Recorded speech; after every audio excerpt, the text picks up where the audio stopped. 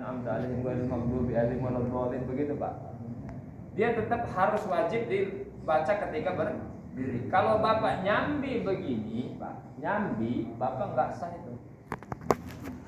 Jadi Fatihah itu dibacanya lagi berdiri, nggak boleh ngejer sambil Bapak mau. Oke, dari sini ada yang tanya.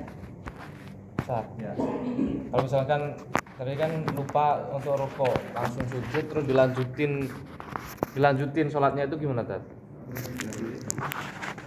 Tanpa berdiri lagi terus untuk rukuk. Tanpa rukuk. Iya. Tapi ingat nggak dia nggak ngelakuin rukuk? Ingat lah ya. Ingat. Terus dia Dilanjutin. Nanti bisa diganti, nanti bisa ditambahin sujud sahwi gitu nggak bisa ya, Tad? nggak bisa. Kok nggak boleh dia kan nggak sah, satu rakaat itu nggak sah. Karena nggak ada rukuk tadi. Karena nggak ada rukuk tadi nggak sah. Ya, nggak ingat nggak apa-apa. Permasalahannya ingat. Permasalahan itu ingat. Iya. Gitu. Tapi kalau ingatnya udah di pertengahan jalan, udah sujud itu udah selesai, udah. Tapi dianya belum salah. Iya. Belum salah, tambah satu rakaat lagi. Paham ya? Kasusnya kan dua nih Pak. Kasusnya dua. Yang pertama tadi Pak. Yang pertama tadi dia sujud tapi belum rukuk. Maka dia Pak berdiri dulu, kemudian rukuk normal. Nggak boleh dia terus dia nerusin Pak. Nah, maka yang kedua, ingatnya sebelum salam. Waduh, tadi nggak rukuk. Ya tinggal nambah satu rakaat. Nanti baru sujud sah. Nah, dari sini tanya lagi Pak. Dokter, Ya. kalau ingatnya masalah sholat gimana? Ya ulang lagi. Nanti pas ulang lagi. Ya. Ulang lagi nggak sah sholatnya itu.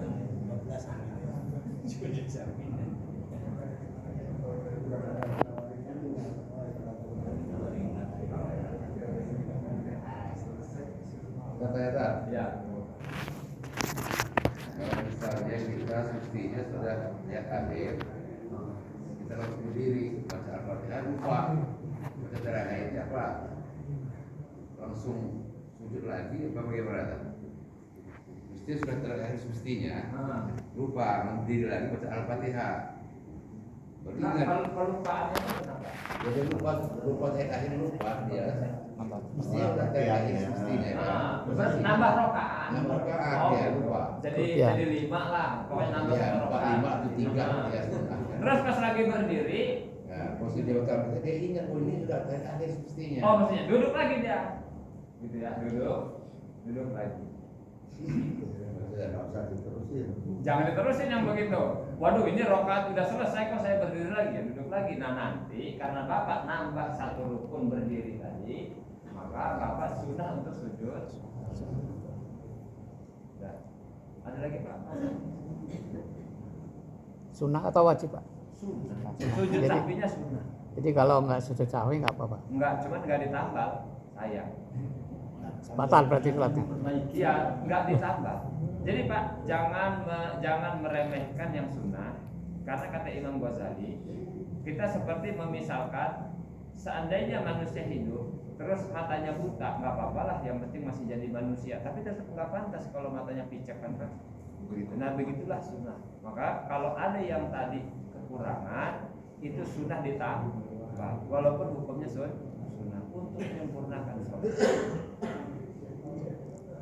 Ya. Kalau yang nyambi tadi, Al-Fatihah yang nyambi, Kan katanya ada dalil stop aja biar terus saja ya. Oh, itu kalau masbuk memang begitu. Enggak usah diselesaikan Fatihahnya. Tapi kalau yang bukan masbuk, dia kalau mazhabnya Imam Syafi'i tetap meneruskan Fatihahnya. Jangan nyambi bacanya, jangan nyambi. Mau rukuk. berarti stop aja gitu, misalnya baru sampai awal mau jalan. Ini kasusnya begini. Kasusnya kan dua yang beliau tanyakan. Yang pertama masbuk. Yang pertama masbuk. Maka masbuk ini untuk mendapatkan satu rakaat bersama imam, ya Pak. Dia baru baca misalnya Alhamdulillahirabbil alamin. maka imam ruku, Pak. Dia si makmum tadi baru baca alhamdulillahirabbil alamin. Kok imam sudah ruku, Pak? Maka dia karena masbuk judulnya itu yang rakaat tadi, dia langsung saja ruku, tidak usah menyelesaikan Al-Fatihah. Tapi kalau rakaat berikutnya dia baru iyyaka na'budu wa iyyaka nasta'in, si makmum. Imam sudah ruku, maka tetap teruskan selesaikan bacaan Fatihah. Enggak boleh dia nyusulnya sambil mau ruku, Pak. Menyelesaikan Fatihahnya enggak boleh, Pak. Dia harus dalam tetap keadaan berdiri. Ini syarat membaca Fatihah itu seperti itu. Oke, Pak. Ada lagi, Pak? Ya, siap. Jadi ini Pak Ustaz. Kadang-kadang imam depan Fatihah. Nah, ini bagaimana ini? Oke. Iya. Oke, Pak, pertanyaannya, penyakitnya ada sama imam? Enggak? Iya. Penyakitnya ada sama imam. Imamnya cepat, makmumnya lambat. Dan kebanyakan makmum baca Fatihahnya lambat, bener nggak? Iya. Umur, Pak, gerakannya imam tuh ya melihat, Pak. Makmumnya siapa? Makmumnya udah sepuh-sepuh, Bapak mau balapan, ya keleper ya, Pak. Nah, caranya begini, Pak. Dalam mazhab Imam Syafi'i, kalau Bapak bukan masbuk, Fatihahnya kita lambat, imamnya cepat, maka tetap teruskan selesaikan Fatihahnya selama imam belum bangkit dari sujud yang kedua. Sujud. Sujud yang kedua. Saya ulangi nih, Pak. Penyakitnya imam cepat, makmum lambat Fatihah. Maka makmum belum selesai Al-Fatihahnya, imam sudah ruku. Maka solusinya tetap selesaikan Al-Fatihahnya selama imam belum bangkit dari sujud yang kedua. Susul, Pak. Ruku kitanya, walaupun imam sudah tidak atau sudah sujud, yang penting sujud pertama masih, belum yang kedua. Nah, kemudian nanti Bapak langsung tidak normal biasa, tapi selesaikan apa? Monggo, Pak. Membaca Al-Fatihah itu khairil maktubakan. Khairil enggak sah sholatnya. Baca Fatihah khairil, Pak, bukan ghairil. Kha bukan gha. Itu memang agak mirip, Pak. Makhrajnya itu keluarnya sama, di tempat sama, Pak. Tempat keluarnya itu sama. Tapi yang satu kha, yang satu ra. Ghair. Kalau Bapak baca khairil, maka enggak sah sholatnya. Khair itu baik, Pak. Ghair selain artinya. Bukan. Itu namanya ghair. Jadi Bapak merubah makna di dalam Fatihah. Berarti tidak sah sholat. Baik. Yang nggak sah itu imamnya atau makmum, Pak. Kalau dia ini makmum misalnya. Oke. Iya.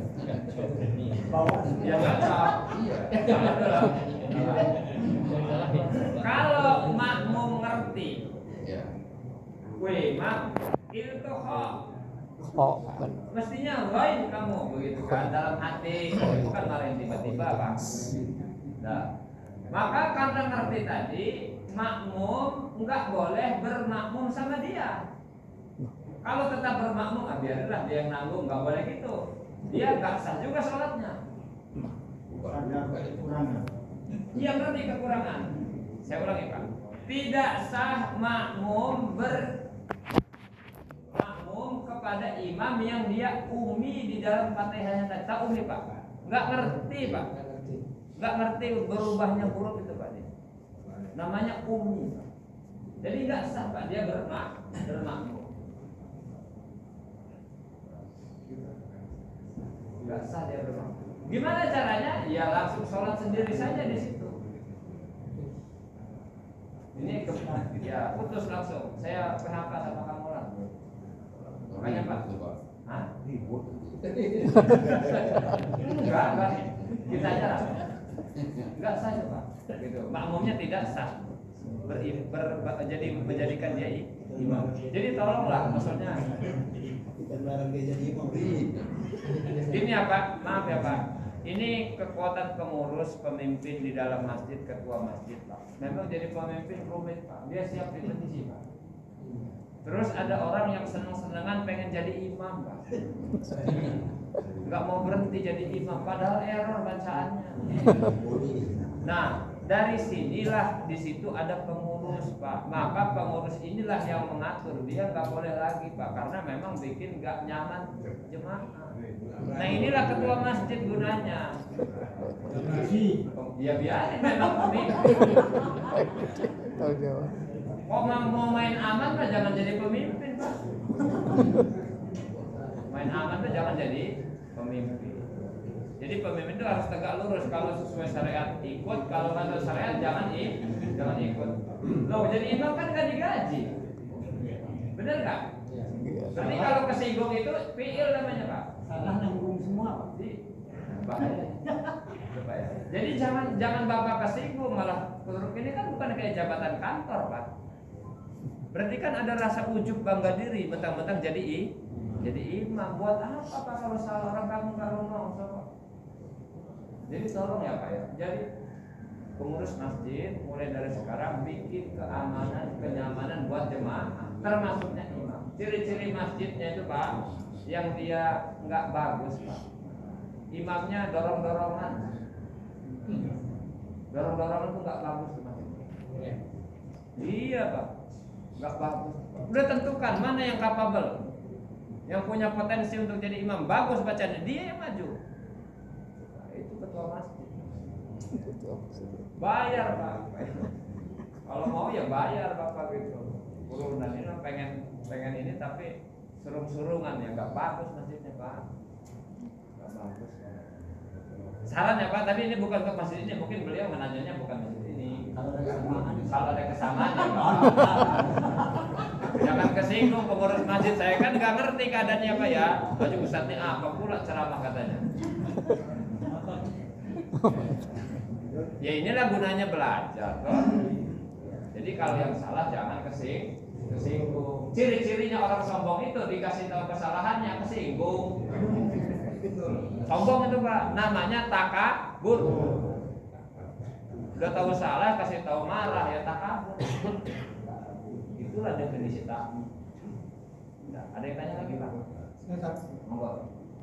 Mencermati apa yang disampaikan tadi, kalau baca kita salah arti berarti tidak sah. Karena masalahnya dia bukan sengaja salah, tapi karena sesuatu katakanlah sudah terbiasa. Contohnya, ngalamin itu dia tahu, dia bukan merubah umum, dia tahu, cuma kan terbiasa ngalamin itu. Apakah itu bisa dibenarkan untuk diterima? Bapak, kalau ini lisan sudah latah kayak begitu Pak, sulit Pak. Saya pernah mendengar daerah mana gitu Pak, nggak saya sebutkan daerahnya.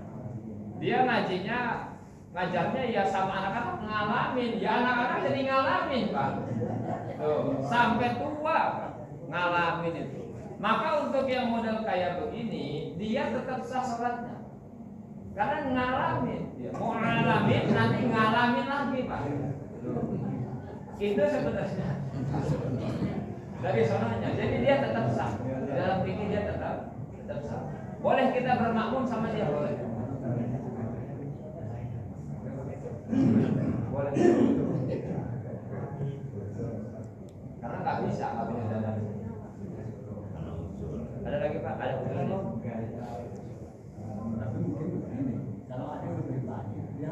lagi? Iya, benar Pak. Benar. Misalnya ada sudah saya kan karena ada ngalamin itu tadi. Yang bahaya itu kan ini, kendaraan saya. Ribet Pak. Bapak, masjid ini perahu supaya kita sama-sama masuk ke dalam surga. Jadi jangan sampai ngerasa lebih baik gara-gara saya imam. Jangan punya perasaan kayak begitu. Kalau nggak imam nggak seru. Jangan begitu Pak.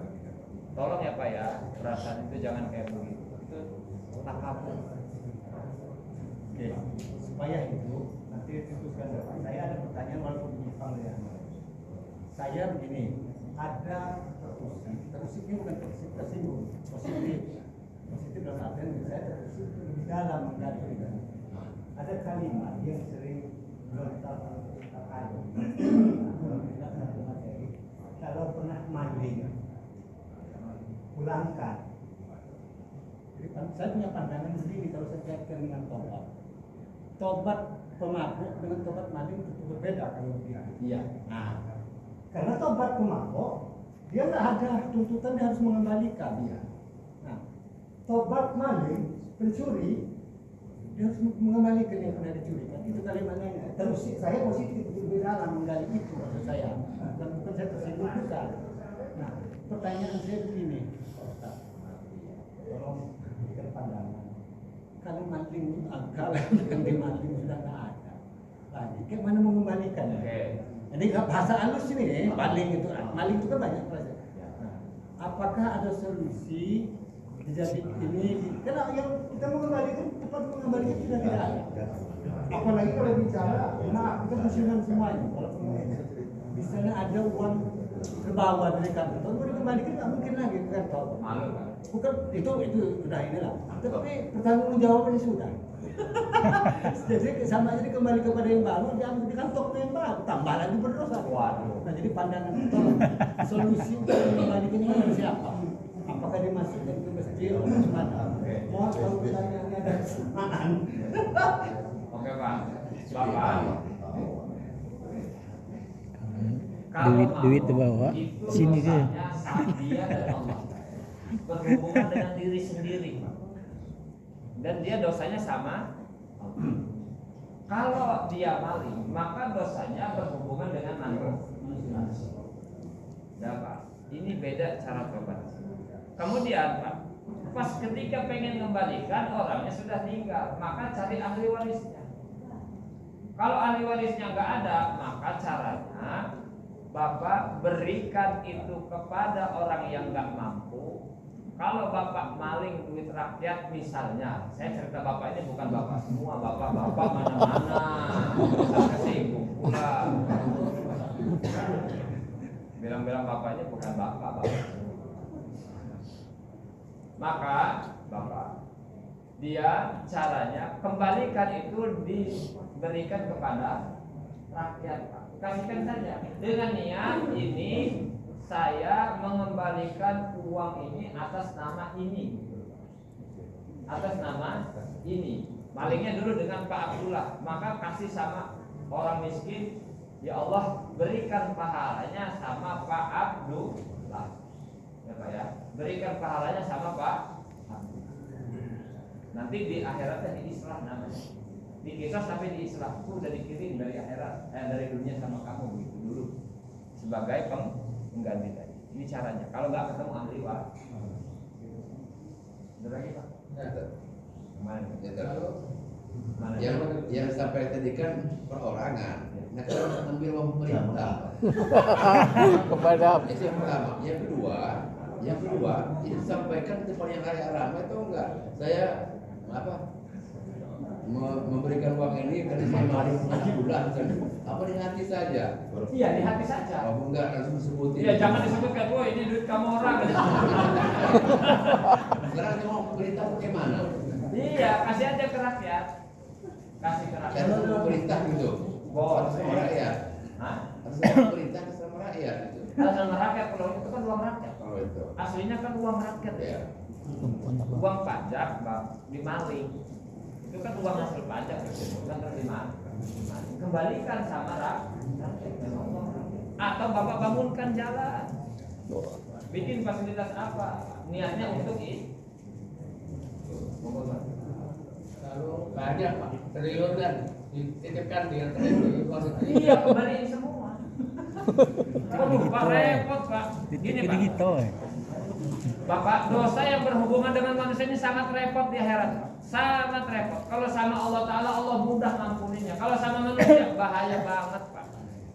Dalam sejengkal ngambil tanah orang sejengkal. Bapak itu di kuburan wajib dipentung sampai mebes 7 lapis bumi. 1 jengkal. Lah gimana kalau jutaan hektar? Waduh Pak. Azabnya akhirat itu Pak, nggak ada bandingannya dengan dunia, nggak ada. Sakitnya banget. Dan malaikatnya nggak pernah capek mukulin. Malaikat nggak pernah capek. Kalau petugas keamanan, Pak, siapa aja Pak, dia pasti capek Pak mukulin, ada istirahat. Kalau malaikat nggak pernah capek sampai hari kiamat. Wah, antep terus Pak. Ya gitu. Kalau nggak percaya boleh lah buktiin deh Pak. Survei, tapi nanti bangun lagi. Ya, Pak. Jadi tolong yang dulu diingat, yang masih muda jangan nakal ya Pak ya. Yang masih muda jangan nakal. Makanya Pak penting dari sedini mungkin anak kita itu dilatih. Nak nggak boleh. Nak ini halal. Nak ini haram Pak. Nah harus wajib itu kita masih tahu Pak. Kata Nabi Pak Harikullah, ya ma'syiral muslimin, idza razaqahullahu waladan, wahai orang-orang muslim, kalau kamu dikasih rezeki berupa anak, fa'alaikum bita'dibihi wa ta'limihi, maka wajib bagi kamu untuk mendidik dia dan wajib kamu untuk mengajarkan ilmu agama sama dia Pak. Ya Pak, wajib Pak. Nah, ta'dib itu, mendidik itu Pak, itu gak cukup cuma sekali ngomongin Pak, anak itu. Saya udah sering-sering ulang-ulang supaya kita memperhatikan pendidikan. Bahkan kalau menyerahkan ke sekolahan itu gak cukup Pak. Di sekolah itu gak ngajarkan halal haram, gak memperhatikan sholat anak kita ya. Bapak lihat sih anak-anak hasil didikanku apa hasilnya Pak? Hasilnya apa saya? Kerja nggak bisa, bener nggak? Duit habis, akhlak nggak ada, sholat juga nggak ngerti. Ini pendidikan kita. Halal haram apa maning Pak nggak ngerti. Makanya karena nggak diajarkan tadi, ketika dia kerja ya wajib maling. Wajib maling, nggak ngerti soalnya, nggak ngerti. Sekarang kan kita diterangkan halal haram baru ngerti. Ya Allah dulu baru begitu kan baru sekarang kan. Misalnya, kan nggak diajarkan. Terus Pak, kata Nabi lanjutkan hadis tadi, razaqahullahu syafa'atan, maka Allah Ta'ala akan memberikan rezeki kepada kamu Pak. Anakmu bisa ngasih syafaat sama kamu Pak, bisa nolongin kamu. Tuh, kalau diajarkan agama, diajarkan ngaji, diajarkan akhlak Pak. Jangan makan yang haram, itu Pak namanya Pak. Ini Tuhanmu Allah nak, sembah dia, jangan keluar dari Islam, diajarkan. Dah, ini namanya takdib sama ta'lim, ngajar mendidik, kemudian ngajarkan ilmu agama. Sholat itu begini caranya nak, kalau puasa begini nak, kalau kerja begini nak, kalau bergaul dengan orang begini nak. Islam. Dah. Tapi fa'in taraka jahilan, kalau kamu ninggalkan dia dalam keadaan jahil Pak. Kullu dzambi amalihi, fakana kullu dzambi amalihi fa'alaihi. Kalau kamu ninggalkan anak kamu dalam keadaan jahil, nggak ngerti dia agama, kan hari ini kita terasa sudah cukup. Anak saya sudah sekolahin, sudah saya ajarkan ilmu. Bukan itu yang dimaksud Tuhan. Bukan itu yang dimaksud Tuhan. Tapi bukan juga nggak boleh sekolah. Jangan dibalik ya Pak ya. Jangan dibalik ini omongan. Maka Pak, setiap dosa yang dia lakukan, anakmu lakukan, kamu akan kebagian tuh. Sama-sama, iya sama-sama. Nanti anakmu maling ya kamu dapat dosa maling. Anakmu berzina, kamu dapat dosa berzina. Karena kamu nggak ajarkan anakmu. Ini bahayanya. Mudah-mudahan anak kita itu mengalirkan jariyah kebaikan amal gitu ya Pak ya. Itu Pak. Satu lagi Ustaz. Kalau yang ngambil uang rakyat tadi kan susah mengembalikan kan uang negara ke rakyat, berarti uang rakyat ya. Gimana kalau yang itu dimiskinkan saja? Iya memang begitu. Kenapa di pemerintah? Dia bukan nggak ngerti saya Pak. Memang harus dikembalikan Pak. Memang bukan uang dia Pak. Dimiskinkan gitu. Iya memang pas itu. Dimiskinkan memang uang rakyat. Bapak, pemerintahan itu Pak, dia dihidupi rakyat Pak. Dihidupi rakyat. Makanya kita ini Pak yang berada dalam pemerintahan ASN mestinya ngebela rakyat. Mestinya kalau Bapak di kesehatan di rumah sakit ada pasien BPJS ya ramah ya Pak. Ramah. Bapak di kepolisian keamanan misalnya nih Pak ada yang lapor ya ramah dong Pak. Kan rakyat yang gaji. Bapak jadi apakah penguasa presiden? Kamu kan digaji sama rakyat Pak. Ya ramah dong Pak, bukan ngerasa lebih hebat. Mestinya begitu Pak. Ini kan ngerasa lebih hebat ya. Hukum makan duit rakyat ini. Aneh. Artinya gini Pak, itu kan kaitannya juga panjang tadi. Salah satu penghambat doa itu salah satu. Kalau kita ini luas, makanya ini bisa alam Luas Pak. Pokoknya Bapak makan haram Pak, bahaya Pak. Dunia akhirat bahaya Pak. Amalnya fardu dan sunnah nggak diterima Pak. Makan haram. Jadi syarat yang paling utama kalau pengen lembut hatinya jangan makan haram. Kalau Bapak makan haram nggak bakal Bapak bisa terima nasihat, nggak bakal. Apalah deh. Kayak nggak butuh duit bukan Pak. Itu sebab makan haram. Kalau sekarang nggak ada lagi yang makan. Iya Bapak. Tobat tadi. Tobat tadi Pak. Gak ada yang dimakan hari, alhamdulillah. Ustaz, kalau kasusnya begini Ustaz, kita kan di pemerintahan kan. Terus? Nah, setelah itu kan kita ngasih kesempatan bagi swasta. Nah swasta itu ternyata juga nggak amanah gitu kan. Tapi kita juga udah dikasih sama itu si swasta tadi. Itu gimana ya? Ya sama-sama maling. Sama-sama maling sama-sama nggak aman. Bapak, ciri-ciri orang munafik itu Pak, tidak tumina khana. Kalau dia diamanahi, dia hiat. Ciri orang munafik itu Pak. Ada 3 kan? Kalau ngomong bohong, kalau janji dia ingkar, kalau dikuasai apa dikasih amanah, hiat. Nah ada salah satunya Pak, mau bohong kah cuma satu ataukah Bapak kalau janji suka ingkar kah salah satunya, ataukah Bapak kalau diberi amanah kekuasaan Bapak hianat, iya Bapak orang tetap malu. Bahaya Pak, pokoknya intinya bahaya. Uang haram itu bahaya. Karena manusia itu sifatnya memang rakus. Kalau nggak diingetin terus-terus Pak, rakus itulah. Sekarang mungkin Bapak bisa sadar Pak ya, sadar. Karena nggak kelihatan duitnya. Coba kalau nanti di luar pengajian, di kantor misalnya Bapak yang masih kerja, dikasih duit sekoper, Bapak goyang nggak iman? Dia melaju. Kalau nggak takut sama Allah, waduh, ya masih katanya Bismillah Pak. Nah Bismillah. Biar halal. Insya Allah saya ikhlas, Insya Allah pulang Pak. Kata Bapak ya udahlah, alhamdulillah gitu. Ya sekarang Bapak bisa iya enggak Pak. Kalau nanti diuji satu koper masih bisa bilang enggak. Kan sulit Pak. Karena secara hati manusia seneng duit. Oh, bahaya Pak. Bisa, maaf. Saya enggak terima uang haram. Gitu Pak. Jangan sokong saya, begitu Pak. Nah, berani Pak begitu kan enggak berani. Ada lagi Pak? Gawat ya namanya. Gak bisa Pak, pokoknya kalau masih ada yang dia pengen ngambil hak orang lain, ini negara mesti rusak. Mana-mana orang rakus dunia, maka dia akan merusak. Akan merusak. Islam ini umat, dia hidupnya untuk bersama bareng. Nggak boleh dia sendiri-sendiri, itu nggak boleh. Jadi Bapak tetap akan mempertanggungjawabkan. Kalau Bapak misalnya di PU ada jalan yang rusak, Pak, itu di akhirat ditanya kenapa jalanmu dulu rusak.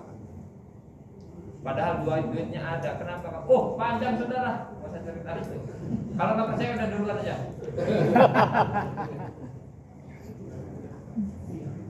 Saya teruskan ya Pak ya. Duluan aja. ngaji Pak, jangan Bapak terus nyalain saya Pak ya. Awas, nanti Bapak mau dendam sama saya. Bahaya ini Pak. Namanya ngaji itu kayak gitu. Agama ini nadhiron wa basyiron. Dia kabar gembira terus kabar ancaman. Kalau Bapak dikasih kabar gembira terus, oh begitu nyantai ya Pak ya. Ada kabar ancaman juga Pak yang modelnya kayak begini. Jadi jangan tersiksa. Nah, haknya orang muslim itu Pak. Haknya orang muslim. Yang pertama, Bapak, kalau Bapak ketemu, Bapak ucapkan salam. Itu hak dia. Assalamualaikum. Kalau ketemu. Jadi jangan doi. Assalamualaikum. Nah, berikutnya, haknya orang muslim lagi, yuhibbu lil mu'minin ma yuhibbu li nafsihi. Wa yakrahu lahum ma yakrahu li nafsi. Kamu cinta kepada orang mukmin apa yang kamu cintai untuk diri kamu. Kemudian kamu benci kepada sesuatu untuk mereka sebagaimana kamu benci untuk dirimu sendiri. Jadi nggak boleh Pak. Kita kok ngasih misalnya Pak, ini sayur daripada dibuang kasih tetangga, nggak boleh itu Pak. Mendingan Bapak ngasih yang paling bagus dong. Jangan sayur second Bapak kasih. Enggak boleh. Bapak aja mau dibuang kok ngasih ke tetangga. Kasih yang terbaik sama orang mau.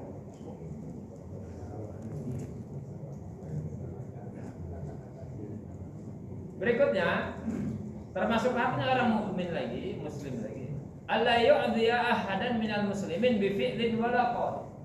Kamu jangan nyakitin kepada seseorang dari orang muslim dengan perbuatan ataupun dengan ucapan. Gak boleh Pak. Jadi sama orang muslim itu gak boleh. Kenapa? Dalam hadis dijelaskan al-muslim man salimal muslimun min lisanihi wa yadihi. Orang muslim itu orang yang muslim lain selamat dari lisannya dan selamat dari tangannya. Ini muslim namanya. Jadi nggak boleh Pak, kita ini punya tangan, punya kekuasaan, Bapak ambil hak orang lain Pak. Ini namanya Bapak nyakitin orang muslim. Hak dia jangan disakit. Hari ini kan nggak begitu kan? Kalau misalnya Bapak punya bengkel, yang datang orang muslim juga punya mobil, ya Pak ya, punya mobil. Kata Bapak pasang yang ori, yang punya mobil tuh Pak. Nah yang punya bengkel dipasang yang KW. Tuh. Kan nyakitin dengan tangan itu namanya Pak. Dan itu wajib dikisos. Dan kata Imam Rabi bin Husain, an-nas rajulan, manusia itu dua macam. Mukmin, kalau dia orang mukmin fala tu'zilahu. Kamu jangan sakitin dia. Pak ini, semua ini Pak. Orang masjid ini kan mukmin Pak. Jangan sakitin. Jangan gara-gara beda dikit terus Bapak nganggap dia sesat. Iya Pak. Enggak boleh. Itu nyakitin, sesat deh. Itu nyakitin dengan ucapan. Kadang-kadang kita ini cuma gara-gara beda dikit aja langsung nyesatin orang Pak. Yang itu bukan akidah. Sesat itu karena akidah Pak.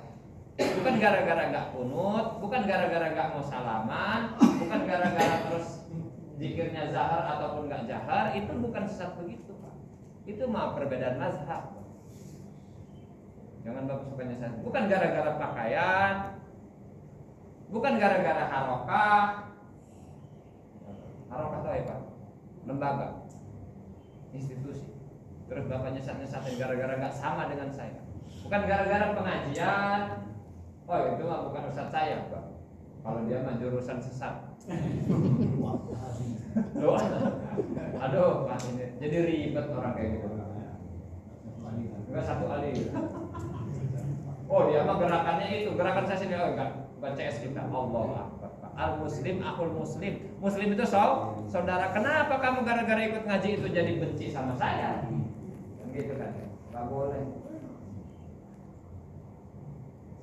Ingat-ingat ya Pak. Jadi kalau Bapak ngaji silahkan ngaji, tapi jangan salahkan orang lain yang nggak ngaji sama kayak kamu. Kemudian yang kedua, wajahilun fala tujahilu. Kalau dia jahil nggak ngerti, yang contohnya seperti mobil tadi, kamu jangan bego-begoin dia, Pak. Iya, Pak. Orang nggak ngerti. Hari ini kalau orang nggak ngerti tambah senang kita. Nah ini dia korban kita. Cair memang.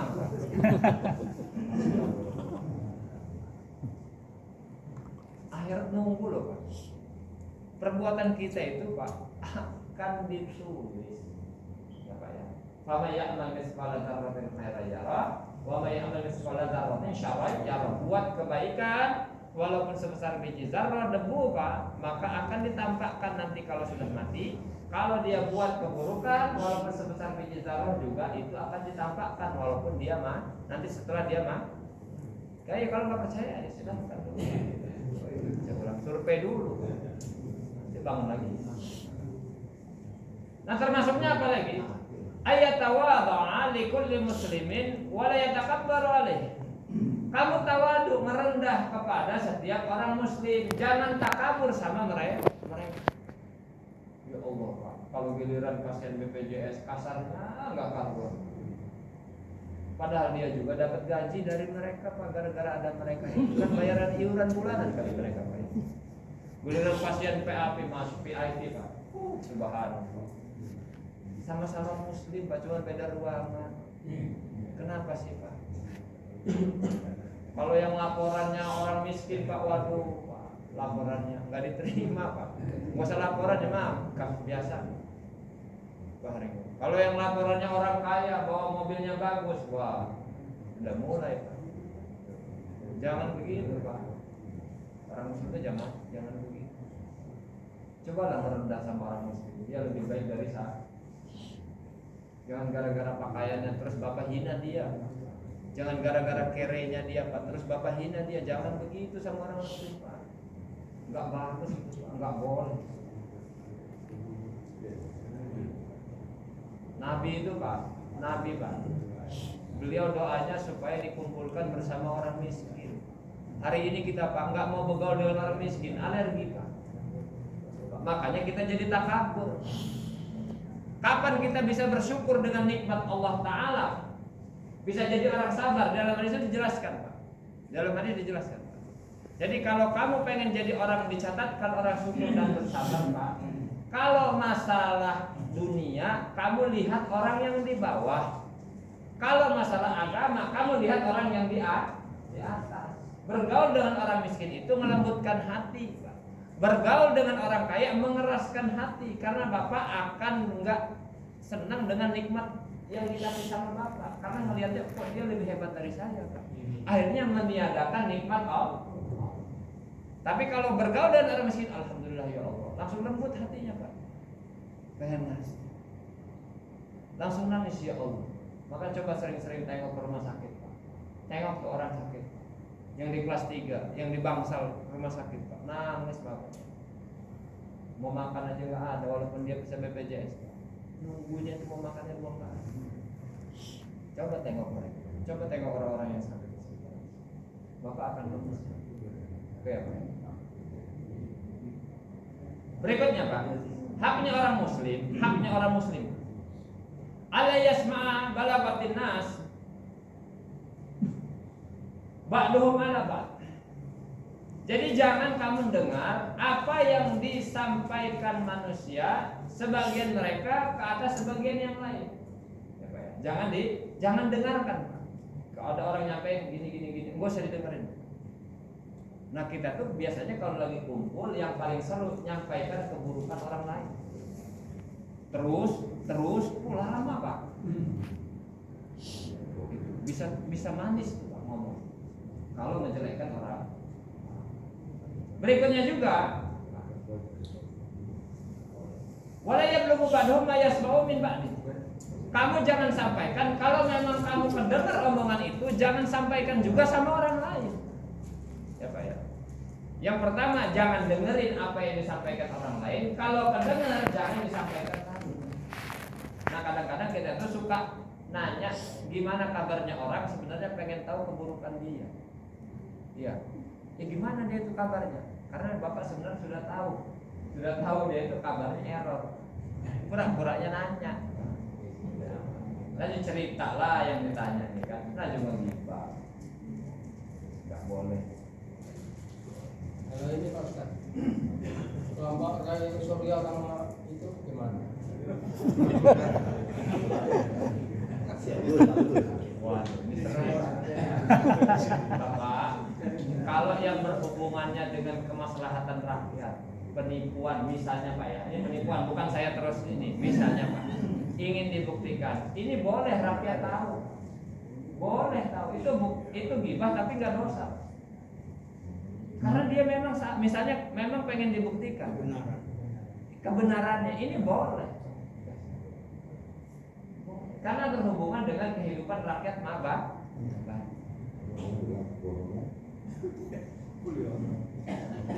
Nggak dosa. Tapi saya berdiri di tengah loh Pak, bukan membela mana-mana nih. Bapak kan nanya. Jadi kalau misalnya Bapak ditanya, diminta persaksiannya, ini loh Pak Hakim, ini benar-benar begini. Dia diminta untuk ngasih tahu keburukannya itu apa. Ini boleh Pak di dalam persidangan ini boleh.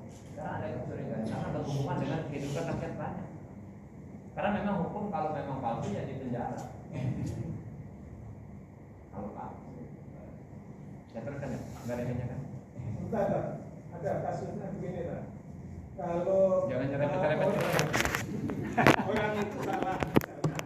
Nah, misal saya mau negur tapi nggak enak. Nah, tapi saya cerita ke orang yang kira-kira bisa menegur dia, itu gimana? Salah, kitanya nggak berani negor. Terus kita kasih tahu sama orang yang berani negor dia boleh Pak. Kalau niatnya memang amar ma'ruf nahi munkar. Iya. Tolong dong kasih tahu dia itu sholatnya nggak bener begitu, sampaikan gitu. Karena dia orang yang didengar, maka Bapak boleh menyampaikan dan Bapak gibah tapi nggak dosa karena ada hubungan dengan amar ma'ruf nahi munkar. Contoh lagi Pak, ada maling pindah bertetangga dengan Bapak kena ujian maling. Kalau di mana-mana dia ini mau maling Pak, kasih tahu sama tetangga, hati-hati tetanggamu sebelah itu maling Pak. Nah ini gibah tapi nggak dong. Karena ada hubungan amar ma'ruf nahi munkar. Jadi enggak seluruhnya gibah itu dosa. Kalau ada amar ma'ruf nahi munkar, maka gibahnya enggak dosa. Untuk nyelamatin orang. Ya terus Pak, kalau ada yang Kalau membela yang ya. benar, Kenapa? membela yang Wah ya itu error Pak. Bener dibela. Maju tak gentar membela yang bayar Pak. Error. Pokoknya nggak boleh. Ya Allah Pak, hidup cuma sebentar sih Pak. Bapak punya harta banyak juga mau buat apa? Mau buat apa Pak? Satu Pak Ustaz, saya pernah dengar ini ceramah dari Kiai bahwa amal baik perbuatan anak-anak kita yang soleh itu otomatis katanya pahalanya ngalir ke orang tua walaupun tidak diniatkan. Itu betul nggak Pak Ustaz? Oke, hadisnya begini Pak. Idza mata ibnu Adam in qata'a amaluhu illa min salah. Kalau mati anak Adam maka terputus amalnya kecuali 3 perkara, ya kan? Shadaqatun jariyatun, terus ilmun yantafi'u bihi, terus waladun yad'ulah. Yang ketiganya itu yang dipertanyakan sama Bapak ditanyakan. Anak soleh yang mendoakan kepada dia. Jadi kalau dia ada syarat dan ketentuannya, kapan si anak bisa mengalirkan jariah? Yang tadi sudah saya jelaskan Pak. Caranya Bapak ngajarkan dia. Kalau Bapak nggak ngerti cara ngajarkan agama halal haram, berarti Bapak pondokkan dia. Maka ini baru bisa mengalir jariah.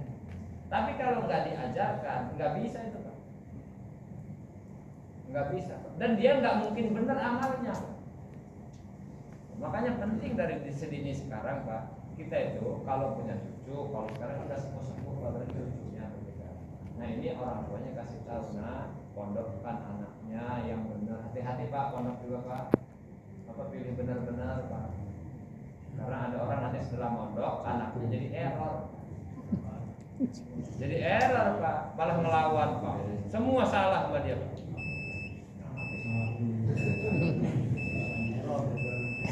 Iya Pak, maka dilihat kurikulum sekolahannya itu kitabnya yang dipelajarin apa saja. Kalau kitabnya orang Ahlussunnah sudah ngerti Pak, fikihnya ini, tasawufnya ini, akidahnya ini. Mudah-mudahan Allah Ta'ala terima taklim kita barakallah. Dan semakin hari sholatnya semakin bagus. Dan sama orang Pak, hari ini kita bukakan pintu maaf. Kemudian kalau ditegur kita salah, kita terima, jangan marah. Mari kita berdoa kita masjid. Subhanallah wa bihamdihi asyhadu an la ilaha illa anta astaghfiruka wa atubu ilaik. Assalamualaikum warahmatullahi wabarakatuh. Waalaikumsalam.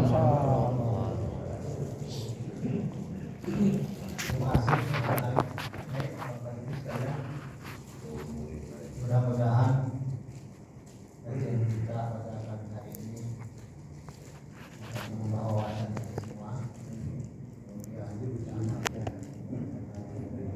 Mohon maaf apabila ada senang. Insyaallah nanti untuk datang sambung itu lagi memang harusnya apa